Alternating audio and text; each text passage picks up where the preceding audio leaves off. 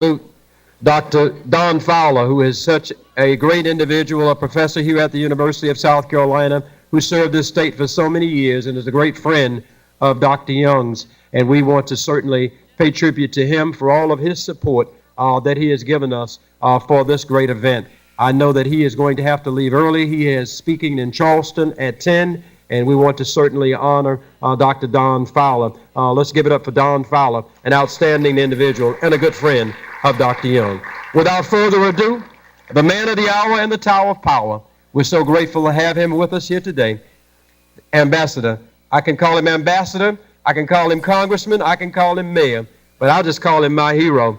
Please welcome Ambassador Andrew Young.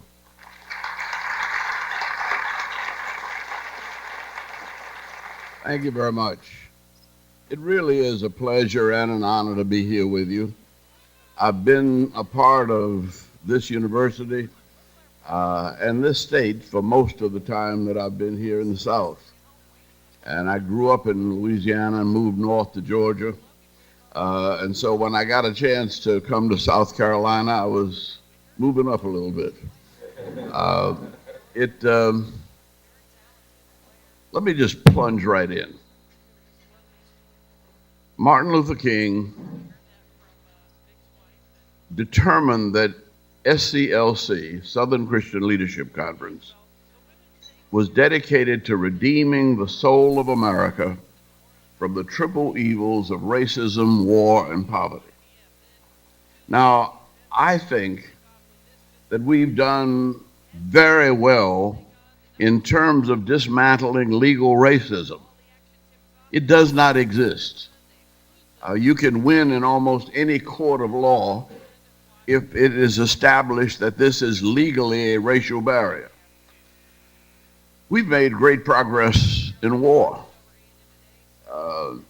I grew up in the Second World War. 60-some million people were killed in that war. We're down to 5,000 or 6,000 lives lost in Afghanistan, maybe 9,000 in Iraq. Not complete, but we're making progress. We're learning a lot about how to live with people who are different on the face of the earth. I'm not picking on Coach Spurrier, but I always wish that secretaries of state and congressmen could talk to their coaches. No coach would ever provoke an enemy or adversary. And the more bad things you say about people, the worse they get. And everybody that knows sports knows that you don't pick on your opponent.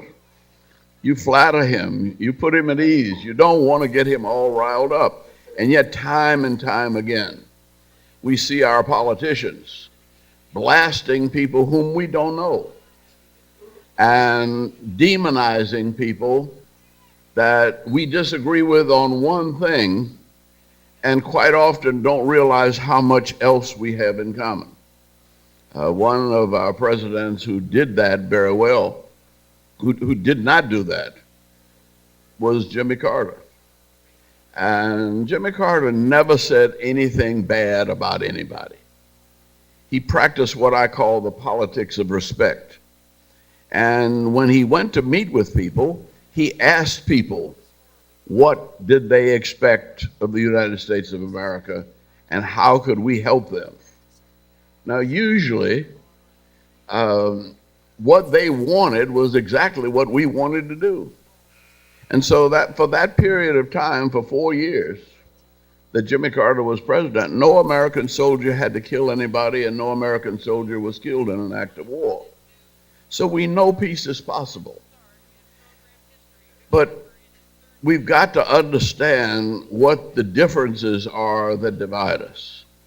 And I would contend that right now, we've moved past race and war, and the difficulties that we're dealing with are all related to poverty. They're essentially economic complications.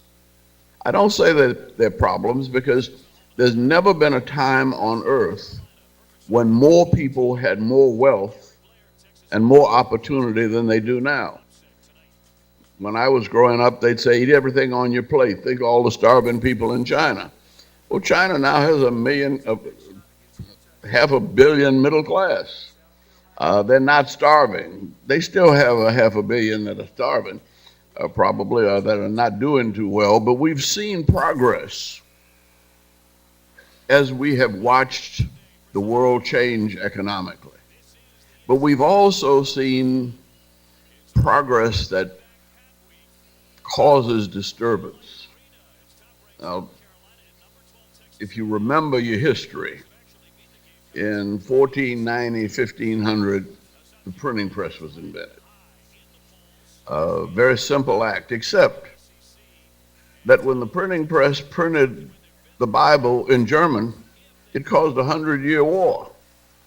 When they translated it into English and it went to England, King James Version about 1611, the Anglicans the Congregationalists, the Presbyterians, the Methodists didn't like the way the Anglicans were reading it.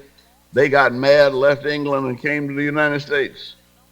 When you look at it, it really almost took 500 years for the planet to deal with the technical advance that was produced by the printing press. Now just think about that for a minute, because I think it was after the Second World War, the creation of the United Nations, the World Bank, International Monetary Fund, that we finally stabilized the planet, but not from 1500 to 1944. Now, what we had happen in Tunisia was a man with a push cart wanted to get a license for his business, and there was too much bureaucracy, and the police wouldn't let him sell his goods because he didn't have a permit. He went to the office of permits and they were too busy and ignored him.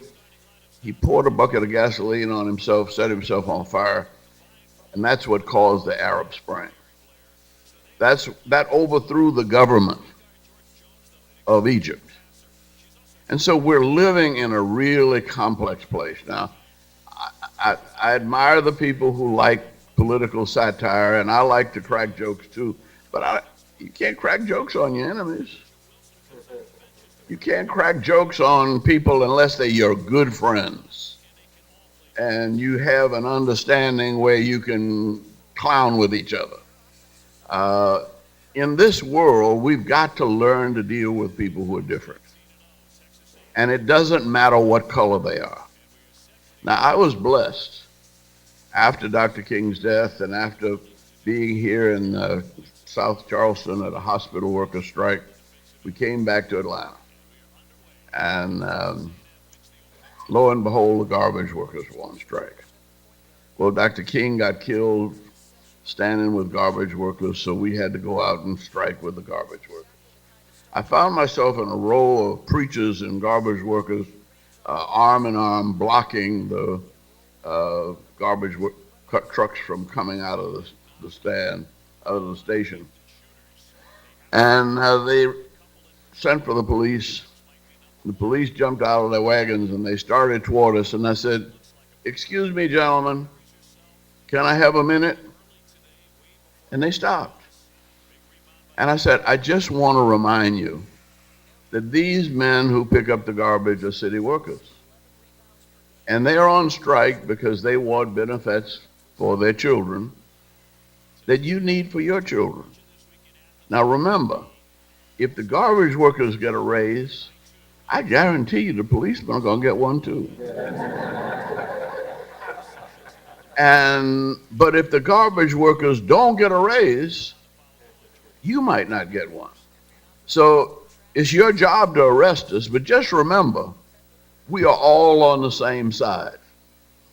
Now, instead of coming and pushing us around, the guy extended his hand, pulled me up, and then put me in jail. But that was all right. He understood. Now, I never forgot that lesson. And then when I became mayor, one of the things that I realized was that Atlanta growing from 1 million people now to 6.2 million could not be the same kind of law enforcement community that it had been in the past. That we had to modernize, we had to professionalize police work. And one of the ways of doing that is to show them the respect of increasing their wages. We could not have people below the poverty line, whether they were working in the water department or picking up garbage or anywhere else. But it just seemed like good business. If we were going to keep business moving into Atlanta, we had to have modern, sophisticated law enforcement. We had to professionalize the police. So in the 8 years I was mayor, we eased up the police salaries 75%. Now, that made a big difference. We also made sure that our police officers were about half and half, black and white, and that a third of them were female. Why? Because we found that women were much more interested in preventing crime. Men wait till the crime is committed and then they go catch somebody. That's really too expensive. It's much better if you can take some of your police officers, take them out of uniform, put them in a police athletic league, and let them start working with kids in 4th grade, 5th grade, 6th grade. That we don't want kids who don't have fathers to grow up not having any male role models or any sense of authority. And actually, that's what's happened in our society. And that when I look at Ferguson, I see unemployed black people, but also underemployed and undertrained white policemen. And you can't solve one problem without solving the other. But whatever the solution is, I guarantee you, it's cheaper than riots and jail. That we've got to have civilized and sophisticated means, professional means of dealing with the problems of crime and education. Now, they used to say that if you think education is expensive, and it is, count the cost of ignorance.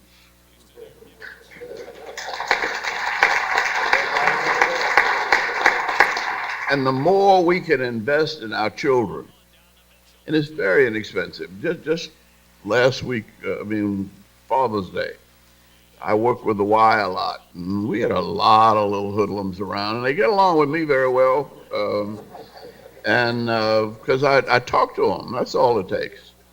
But there was a time when I was mayor, when I was riding my bicycle and I saw about 15 or 20 young hoodlum looking fellows with their pants down below their butts.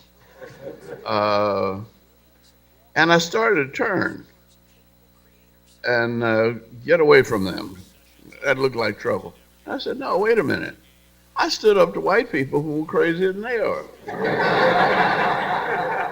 You know, in St. Augustine and Selma and wherever.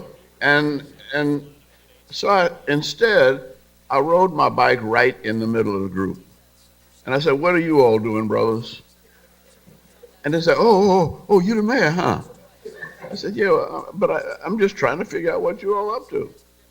And we sat there and we talked about 15 or 20 minutes, but what all I did was show them a little respect. And I got respect back. And when we talk about urban living, that is what it boils down to. When we talk about the globe on which we live, Aretha had it right, R-E-S-P-E-C-T. Of course, she got it from Otis Redding, but she still made it a song that we used in the movement, and that we could use in our families, we could use in our schools. I always tell students when I talk to them, I said, look, every time you go into a classroom, speak to your teacher. Call your teacher by name, and she might know your name. Well, the reason I know that is because I didn't do it.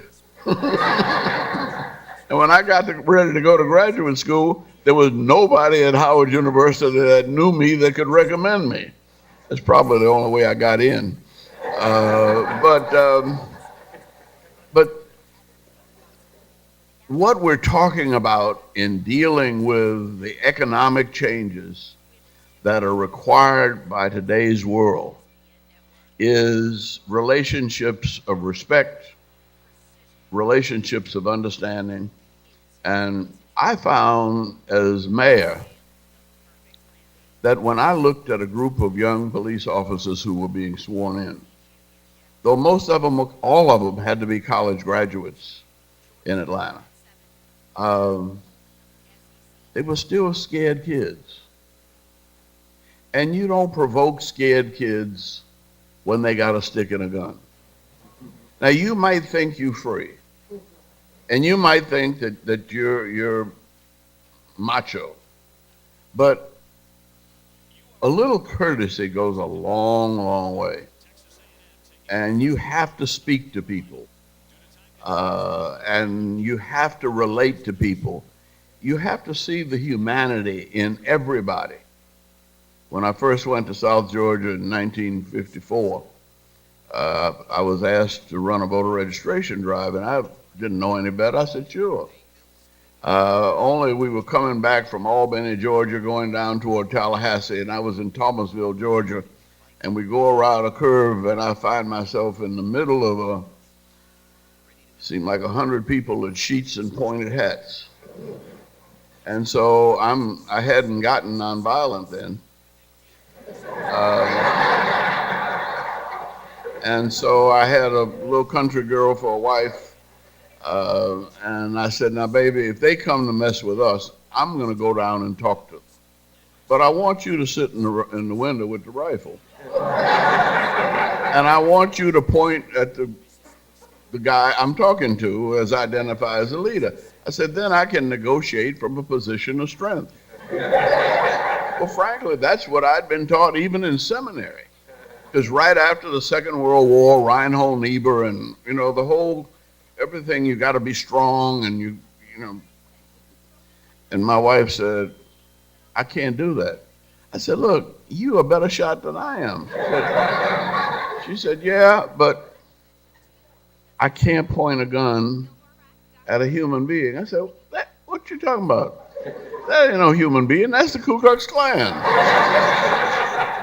And she said, if you don't understand that under that sheet is the heart of a child of God, you need to quit preaching right now and go find you another job. And I think that's the way we have to relate to people. We have to relate to people as God's children, regardless of their color, regardless of their uniforms, regardless of their stature, or wealth or poverty, that there but for the grace of God go I. Now, that's what our problem is, that we can find 1,000 ways to divide each other. And we can find, we can find differences. But what we'll learn is the differences quite often complement each other and become a strength.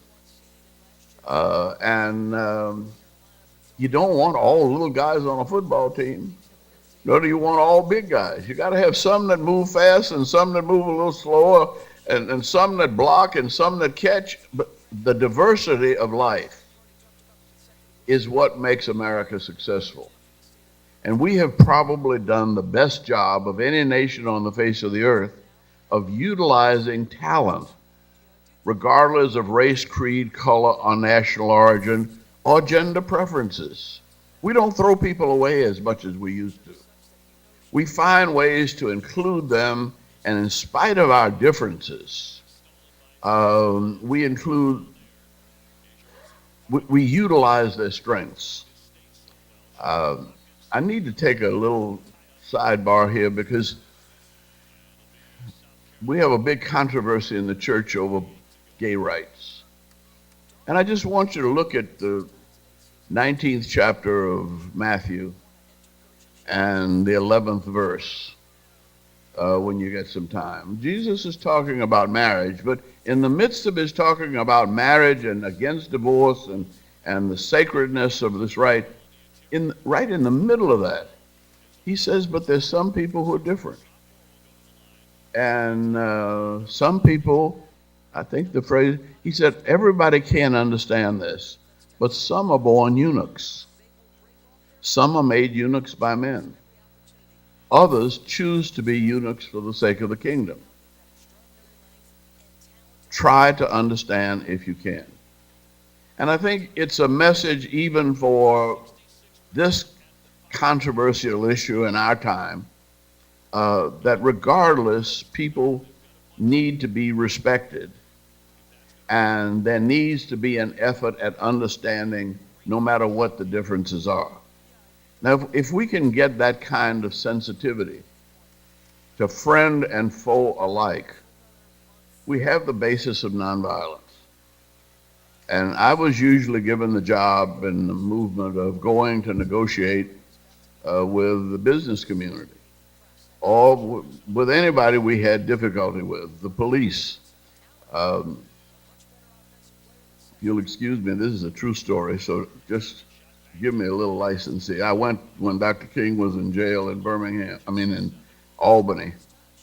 I had to go visit him every day and give a report. He wouldn't let me go to jail with him. You know, you stay out, you got to keep me informed and keep this movement going.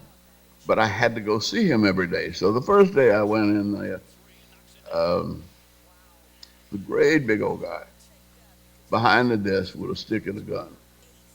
And I said, excuse me, sir, but I'd like to see Dr. King.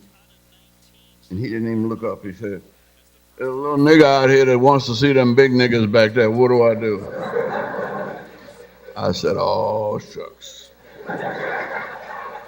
And somebody said, send him back. So I went back and told Dr. King. And he said, I don't care what he called you. You got to find your way to get in here every day because I need to know what's going on. So it was very simple. When I went back out, I noticed his name. It was Sergeant Hamilton. And I said, thank you very much, Sergeant Hamilton, and called him by name. The next time I came in, he was a great big old guy, about 6'6", 275 pounds. And I said, how you doing, Sergeant Hamilton? You must have played football somewhere.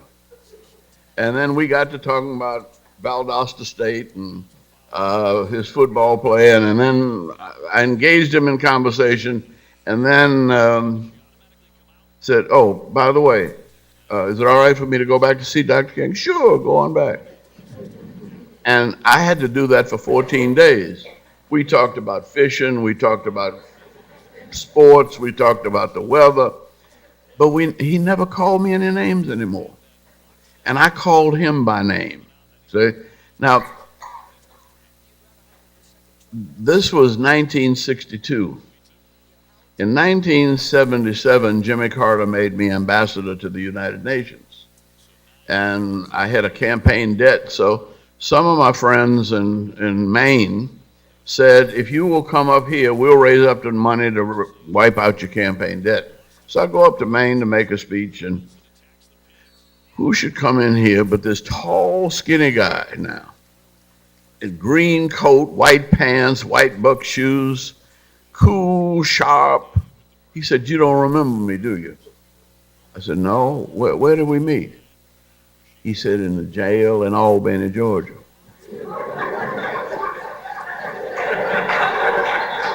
He said, you mean you forgot Sergeant Hamilton?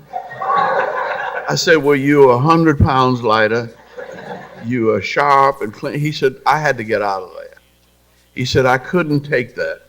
He said, and when I found a security job up here at a Maine country club, I moved my family on up to Maine.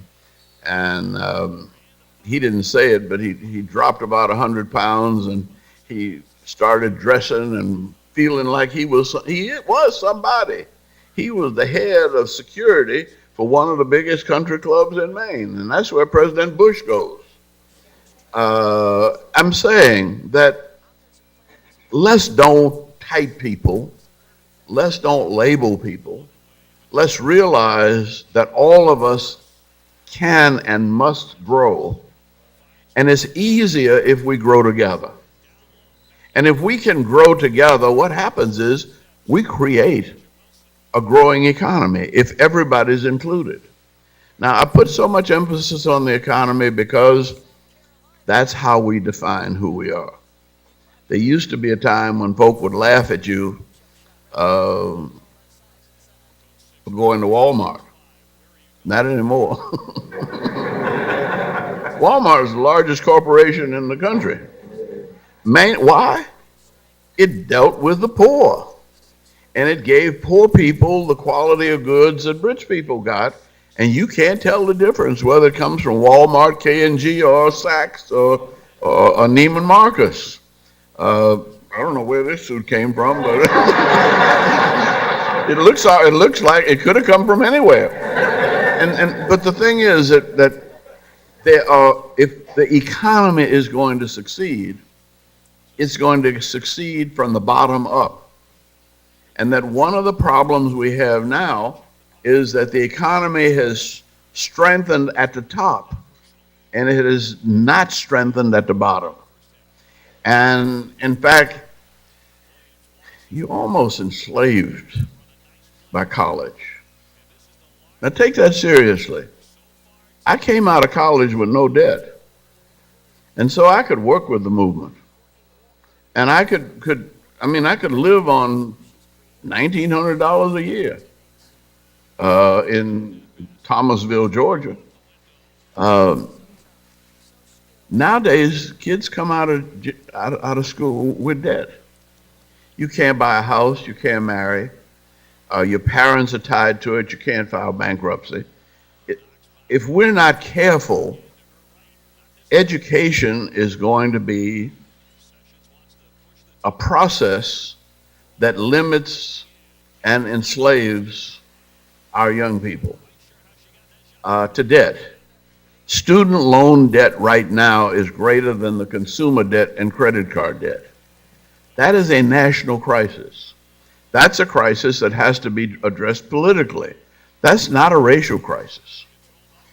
That's an economic crisis that we need. We need a highly educated population.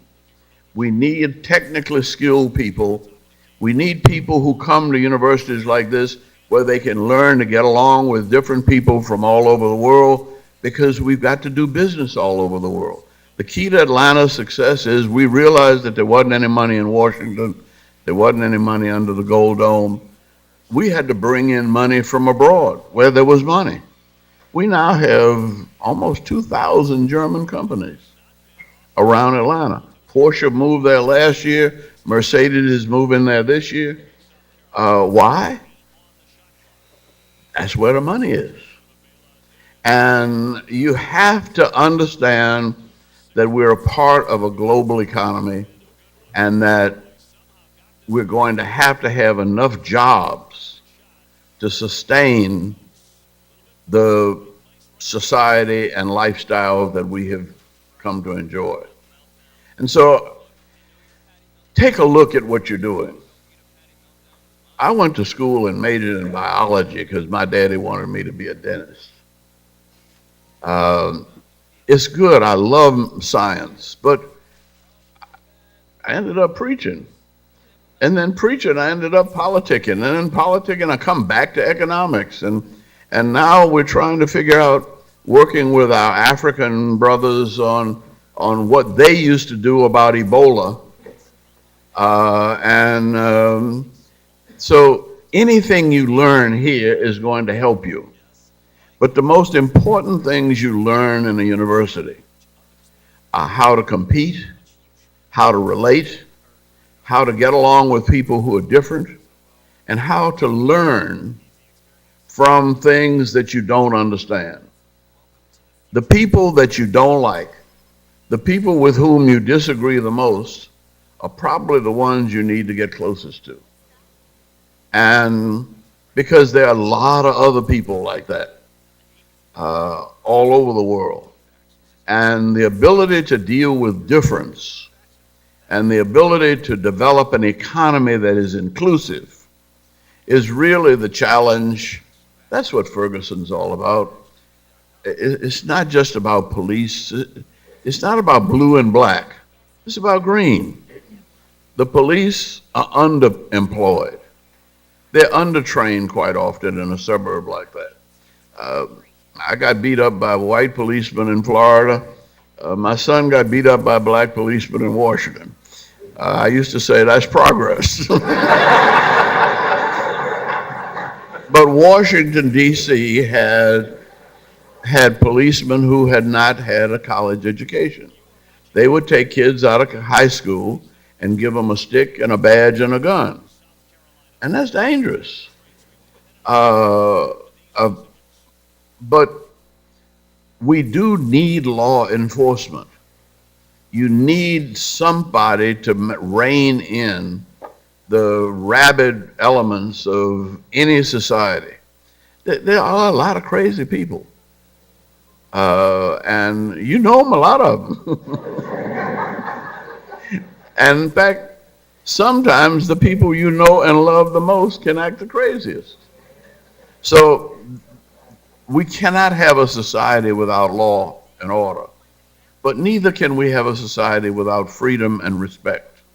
And I think the respect is the key to bridging the gap between freedom and law and order. And so if we don't remember anything else, if you look at Selma, the movie, and I hope you go to see it,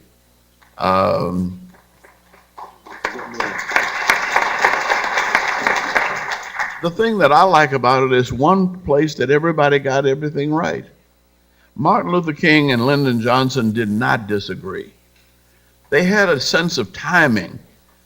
Martin was on a moral agenda because he knew every day could be his last. Lyndon Johnson was on a political agenda where he had to consider, as he said, I have 100 things on my plate. He's only got one.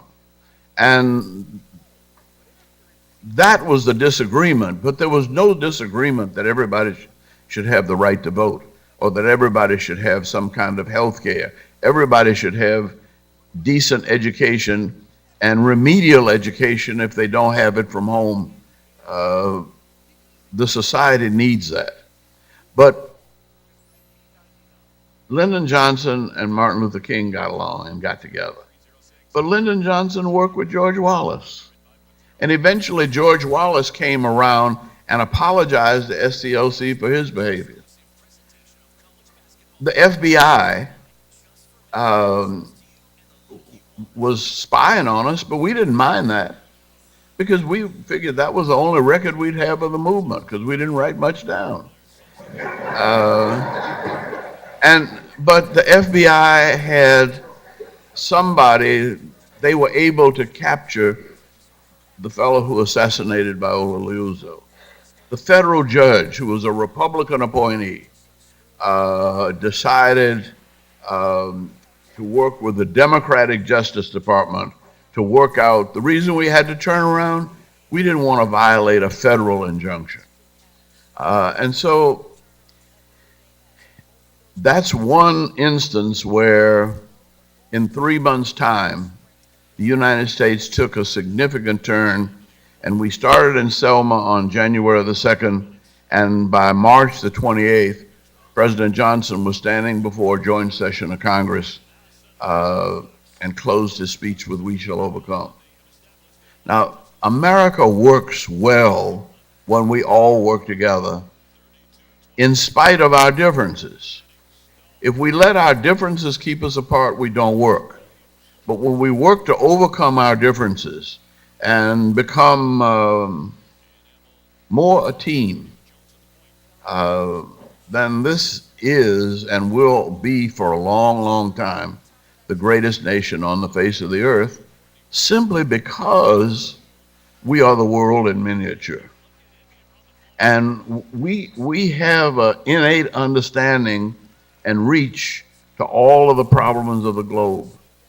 But we've got to find a way to use our leadership to feed the hungry, clothe the naked, heal the sick, and set at liberty those who are oppressed. And the scripture closes, and to proclaim the acceptable year of the Lord. And I think this can be the acceptable year of the Lord in our lives. I think that's what Martin Luther King gave his life for. His work is far from finished, but you're doing a pretty good job of it here. I was here last year to celebrate the 50th anniversary of the young woman who entered the school here. And I'd known her for 40 years and didn't know that she was the first student. But she made her way through the Kellogg Foundation, and she's heading a department at the Morehouse Medical School, and the background and training and the evolution of her career means that she will always be one of the great leaders of this nation who started out here as a student. So whatever your lot may be, remember, God is not through with you yet. In fact, he's hardly begun.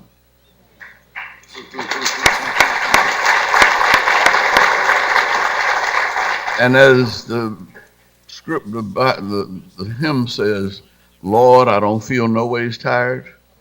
We've come too far from where we started from. Nobody told us that the way would be easy, but I don't believe he taught us this far to leave us. God bless you.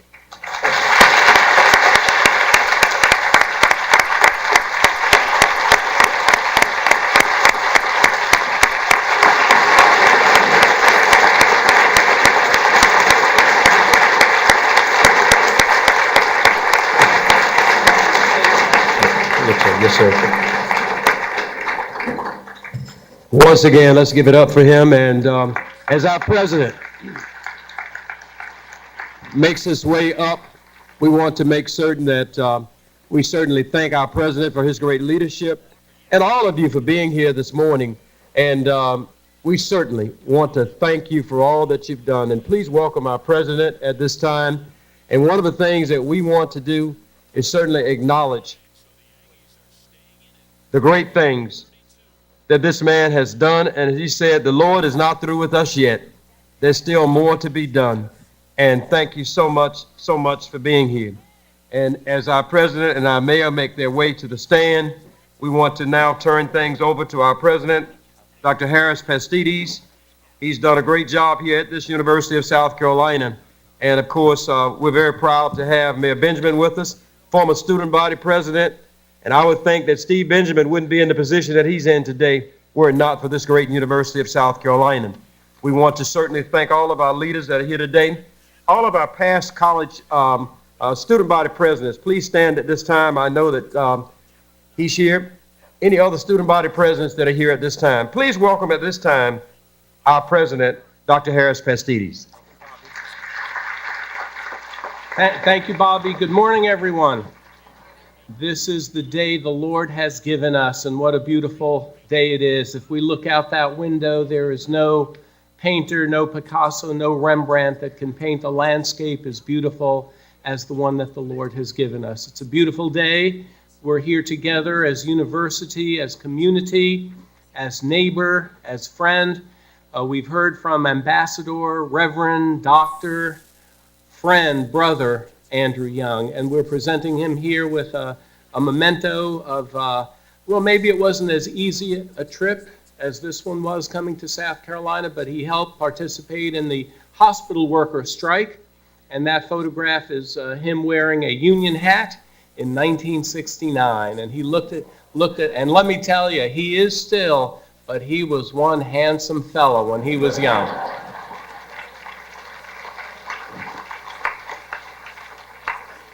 You know, one of the things that shocked me was that the gentleman that I met when I went to that hospital turned out to be the father of Stephen Colbert. Oh. And he and I had settled this in about half an hour. So when Colbert got me on the Colbert Report one time, he wanted to settle a strike. But I said, the only way we settled a strike is nobody knew what we were doing and you had to do it quietly. He said, oh no, I need the attention. Well, his son still needs the attention too. And we have one more token of our affection for you, our friend. You were here last year at the 50th anniversary of desegregation when Henri Monteith and Robert Anderson and James Solomon were lauded as heroes, and we hope you'll be coming back every year for a long time to come. One more time for Andrew Young.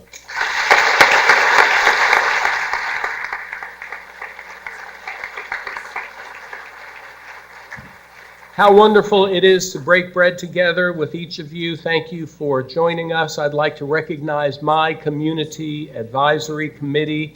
This is the committee that, if I'm going astray, they help put me back on the path.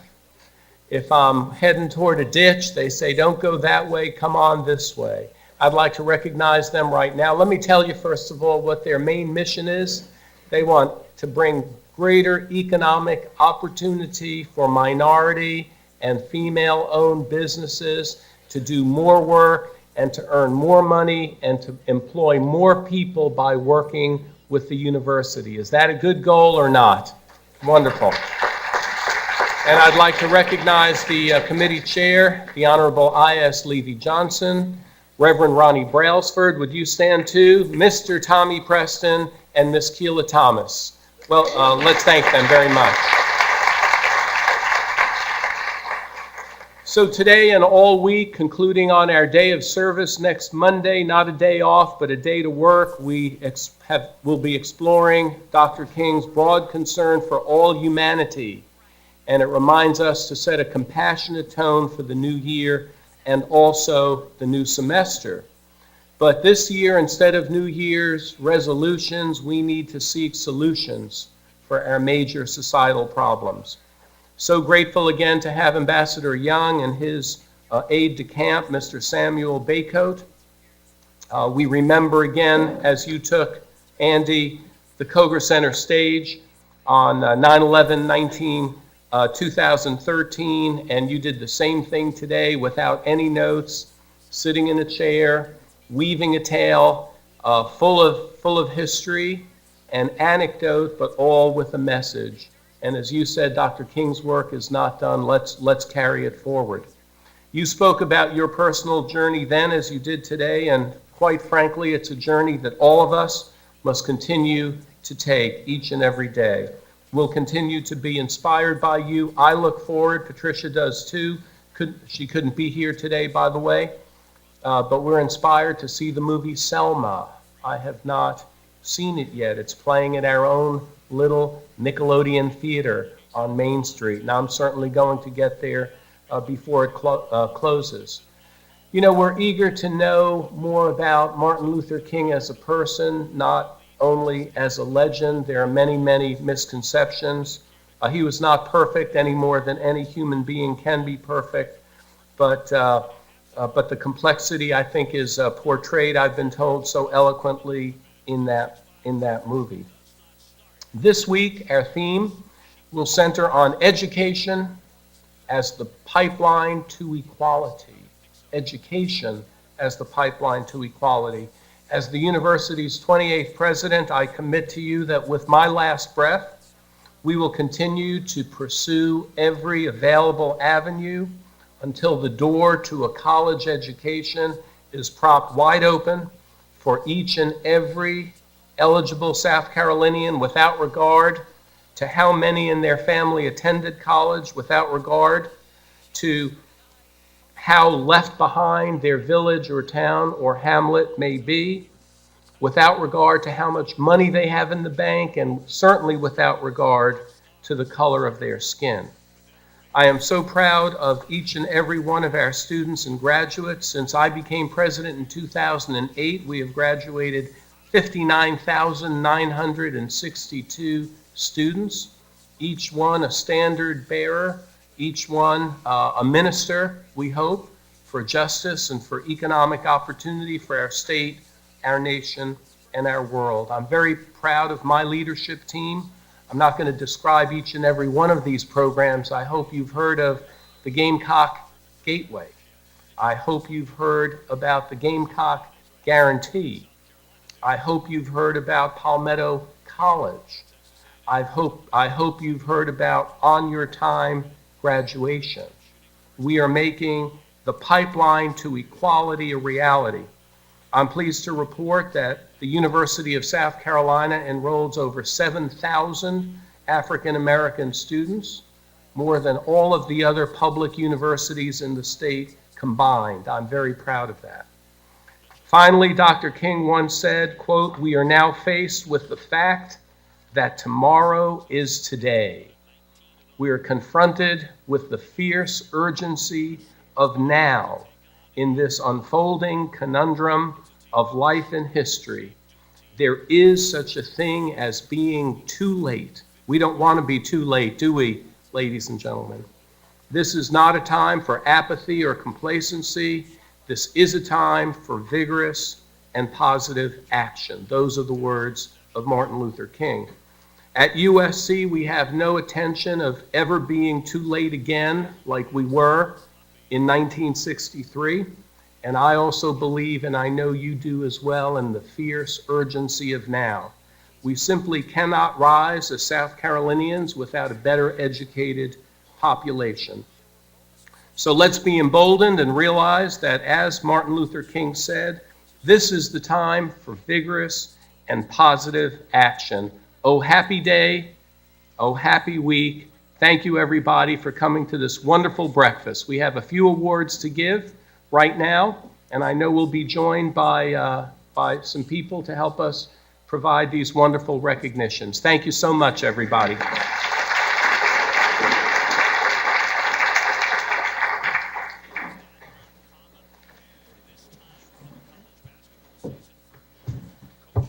Good morning. Good morning.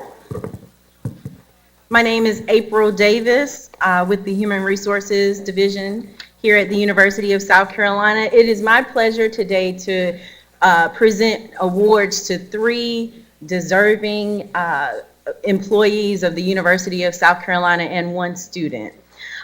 This year's 2015 Social Justice Award winners show outstanding commitment to equal treatment, social justice, and racial reconciliation.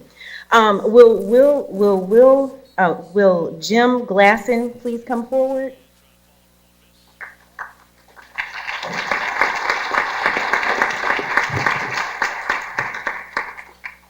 Jim is a human services specialist at the University of South Carolina Beaufort campus. Glasson and his students have contributed more than $1.2 million worth of services to the Lowcountry. Mr. Glasson was nominated by University of South Carolina Beaufort Chancellor Dr. Jane Upshaw. Let's hear it for our 2015 Staff Award recipient.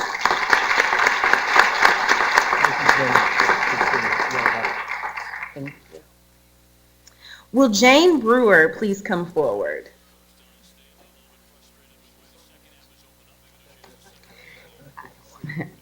Jane is the Associate Dean for Student Services at the University of South Carolina, Salkehatchie, and the Director of the Walterboro campus. Jane is known as having a gift for relating to people and a heart for helping students with challenges achieve their goals. Jane was nominated by the University of Salkehatchie Director of Student Activities, Bob Brindle. Thank you for our faculty recipient, Jane Brewer. Thank you. Thank you.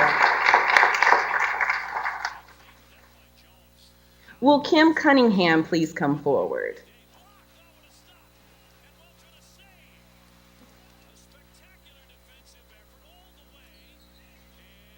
Kim is a December 2014 graduate from USC Lancaster and Palmetto College. Kim is the founder of a GED program and has a passion for helping the forgotten and overlooked.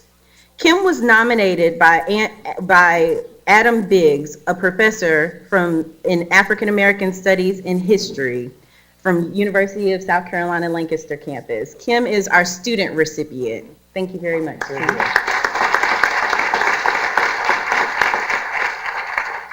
Now, Social Justice Committee member Kenneth Frierson from the University of South Carolina TRIO programs will present our 2015 Community Member Social Justice Award winner. Good morning. We have a brand new award that we want to present this year. It is the Community Member Social Justice Award, and it goes to a very noble person in our community, and that is former Mayor Bob Coble. Former Mayor Bob Coble, affectionately known as Mayor Bob, served as Columbia's mayor for 20 years. Coble's leadership led him to being named Ambassador of the Year by the Columbia Chamber of Commerce. He was awarded the Knowledge Economist Award by the South Carolina Research Authority and received the John W. Tootie Williams Distinguished Service Award, which recognizes distinguished and meritorious service to the legal profession. Coble practices law with Nexon Pruitt and serves as chair of the firm's South Carolina Public Policy and Governmental Affairs Group. In that capacity, Coble provides key insight into the inner working of South Carolina's business and political landscapes, and he coordinates and manages client teams with interest before lawmakers at the South Carolina State House. Thank you for your service and congratulations.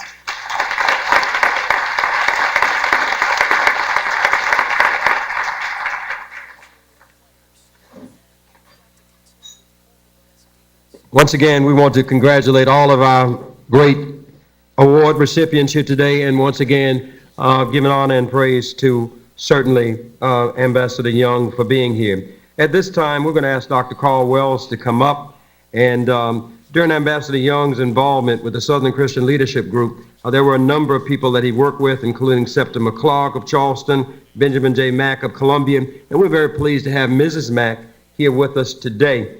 And please give her a round of applause for being here. These are individuals who are intricately involved in the civil rights movement. As a field director and state leader of the South Carolina Christian Leadership Conference, Mr. Mack and Mrs. Mack met with and communicated regularly with Ambassador Young, and they regularly worked during the civil rights movement. We're very, very pleased to have his wife with us here today. Also, out in the atrium, you will find a number of images in the Russell House lobby. They're part of the Columbia, South Carolina 63 Overview, Our Story Matters project. This project was initiated by Mayor Steve Benjamin and is led by USC Professor Bobby Donaldson. There are hundreds of newly discovered photographs. There are all kinds of story matters that pertain to how the University of South Carolina is providing the history for the struggle for civil rights and social justice in our nation. We are so proud of what Bobby Donaldson has done in creating these historical images that you have out front and displaying them. As you make your way out of the building today, please view these numerous photographs that are out there. They're historic images, and we're so pleased to have them posted here in the Russell House lobby today. And special thanks to Dr. Bobby Donaldson. As we segue out, I want to thank all of you for being here, and closing remarks will be made by Dr. Carl Wells. Please welcome him at this time.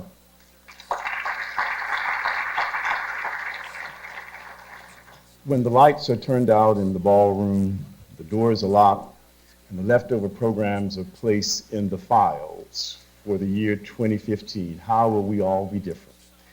As the planning committee, our hope is that what we have seen and heard and experienced here today will become the motivation to help us not just celebrate King's legacy, but also actualize it in our own lives. Thank you for coming, and we hope that the rest of your day is productive. Thank you very much.